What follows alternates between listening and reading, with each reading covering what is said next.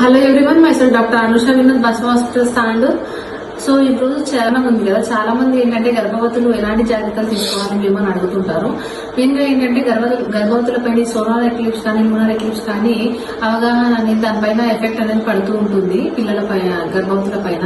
So లోపల ఉండే బిడ్డ అనేది ఆరోగ్యంగా ఉండాలి అంటే బయటికి వెళ్లకుండా ఉండాల్సిన జాగ్రత్తలు తీసుకోవాల్సిందే. సో ఇంకా ఇలాంటి జాగ్రత్తలు తీసుకోవాలి అంటే గర్భవతులు అనేవాళ్ళు మెయిన్ గా వచ్చేసి ఇక్కడ పైన స్క్రోల్ అయ్యే జాగ్రత్తలు మాత్రం చాలా ఇంపార్టెంట్ అనమాట.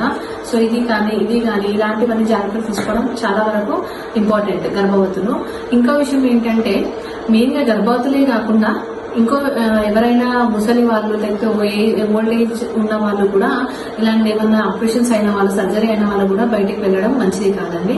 సో ఇలాంటి జాగ్రత్తలు తీసుకోవడం వల్ల బిడ్డకి కానీ, కడుపులో పెరిగే బిడ్డకి కానీ, ఇంకా ఎవరికైనా కానీ చాలా బాగుంటుంది. ఎలాంటి